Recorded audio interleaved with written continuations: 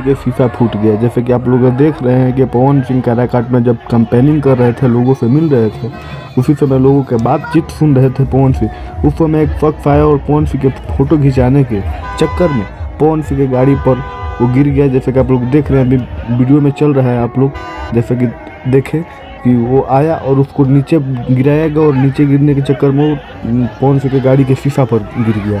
और पवन सिंह की गाड़ी के शीशा पर गिरने के बाद उसके बाद हम आपको बता दें कि पवन सिंह की गाड़ी के शीशा का हाल कुछ इस तरह हो गया। लेकिन पवन सिंह के चेहरे पर थोड़ा सा भी फिक्र नहीं था। लाखों के बर्बाद होने के बाद भी पवन सिंह जनता के किस तरह बात सुन रहे हैं। देखिए आप लोग कि एक शख्स जाकर उनके कानों में बात कह रहा है, उस बात को भी वो सुन रहे हैं, उस बात को भी वो देख रहे हैं, समझ रहे हैं। तो इस बार पवन सिंह काराकाट में जिस तरह कैंपेनिंग कर रहे हैं, आप लोग यदि काराकाट लोकसभा क्षेत्र से हैं तो आप लोग बता दीजिए कि काराकाट में क्या माहौल है पवन सिंह।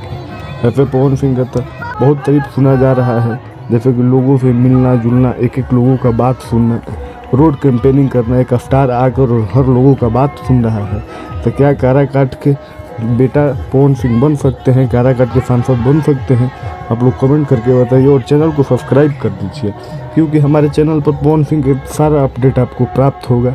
आप लोग देख रहे हैं कि जैसे रोड शो कर रहे हैं अपने भोजपुरिया अंदाज में पवन सिंह, जैसे पगड़ी बांध के एकदम चलते हैं गड़गड़ाते हुए, उसी तरीक़े से चल रहे हैं, आप लोग देख रहे हैं।